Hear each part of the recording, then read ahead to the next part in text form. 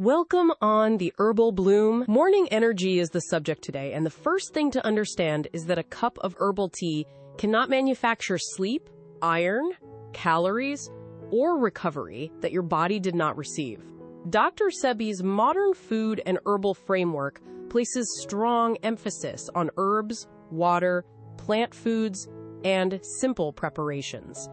That can create a useful morning ritual, but the claims surrounding electric foods and healing teas go beyond established medical evidence. A more realistic morning begins by asking what kind of tired you feel. Did you sleep poorly? Did you skip dinner? Are you waking thirsty after a warm night? Are you using caffeine late in the day and then needing more the next morning? Persistent fatigue can also come from anemia, thyroid problems, sleep apnea, depression, medication effects, infection, or other medical conditions. The routine we build today has 3 layers. Water, according to thirst, 1 clearly identified herbal infusion if you enjoy it, and real breakfast. The tea can provide warmth, flavor, and a pause. The breakfast provides energy. If you use coffee or caffeinated tea, you do not need to demonize it. The goal is deliberate caffeine rather than automatic caffeine. Begin with the infusion. Keep it simple. Ginger is one herb many people use for flavor and digestive comfort. NCCIH notes that ginger has been studied for several types of nausea, but it can also cause heartburn, abdominal discomfort, diarrhea, or irritation, and it may interact with medicines. That means a morning ginger tea can be a pleasant food-grade beverage without becoming a prescription. If you prefer another caffeine-free herb, choose one clearly identified ingredient rather than a mysterious energy blend. Herbal tea, extract, capsule, and concentrated tincture are not interchangeable. Then eat. A Dr. Sebi-inspired breakfast might use teff, amaranth, quinoa, fruit, walnuts, hemp seeds, or sesame seeds. The strict framework excludes many common protein foods, so breakfast can become too light if it is only fruit and tea. Add enough grain, nuts, seeds, and another appropriate protein source to make the meal real. The purpose of breakfast is not to alkalize blood. It is to provide carbohydrate, protein, fat, fiber, and sufficient energy for the morning.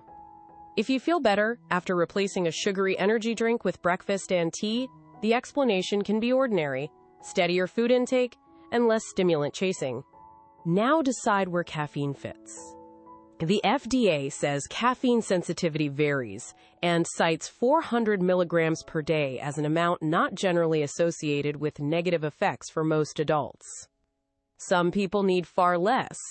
Energy drinks can contain substantial caffeine, added sugar, and other stimulants. Pure or highly concentrated caffeine is especially dangerous and should never be treated like a normal kitchen ingredient. Use a pause before the second caffeinated drink. Ask what you actually need. If you are hungry, eat. If you are thirsty, drink water. If you are exhausted after several poor nights, caffeine may increase alertness without fixing the sleep debt. For women in midlife, sleep can become more disrupted during the menopausal transition. Night sweats, hot flashes, stress, and changing sleep patterns can all affect the next morning. That is another reason to look at the whole 24 hours instead of searching for one energizing herb. If caffeine causes palpitations, anxiety, tremor, reflux, or insomnia, reduce it and discuss persistent symptoms with a healthcare professional. A beverage should support the morning, not create the problem you spend the evening trying to solve. Build the practical ritual in 10 minutes. First, open the curtains or step into morning light. Second, drink water if you are thirsty. Third, prepare one simple infusion or one planned caffeinated beverage.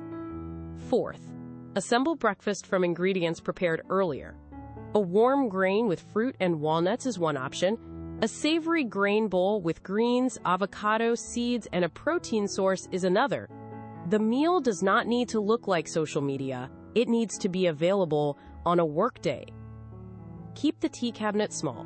1 or 2 familiar herbs are easier to evaluate than 5 blends, keep the coffee decision visible too. If you plan 1 cup, make it 1 cup instead of letting refills happen automatically.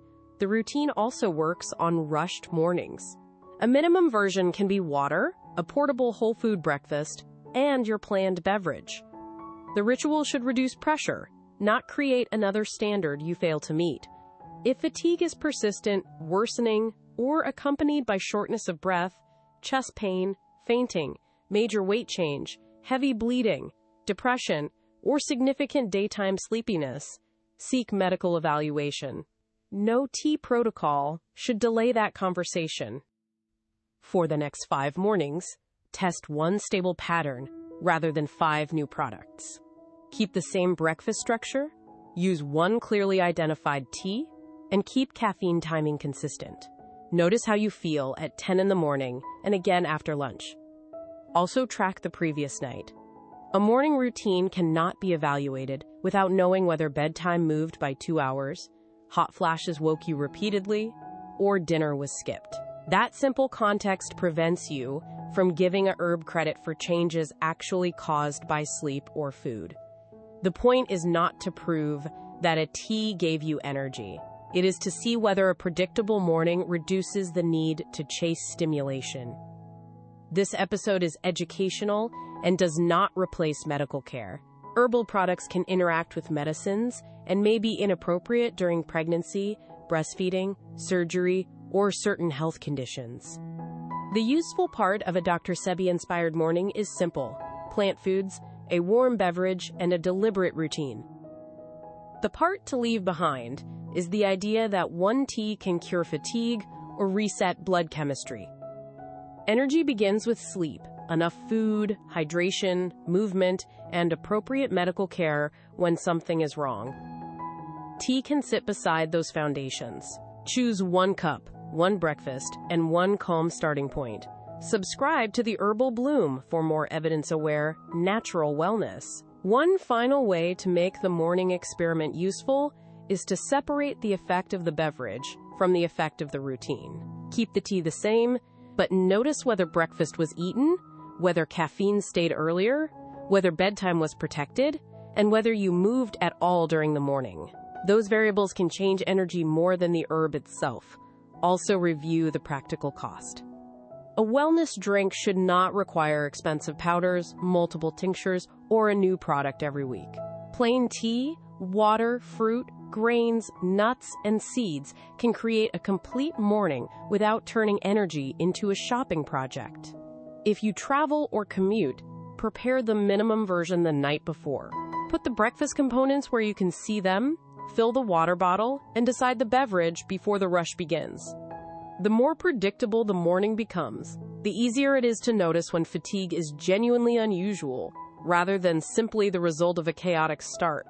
A good routine should make the day easier to interpret, not harder. Before changing several habits at once, choose 1 or 2 variables you can actually observe. Keep a short note of timing, symptoms, meals, beverages, sleep, and any new herbal product.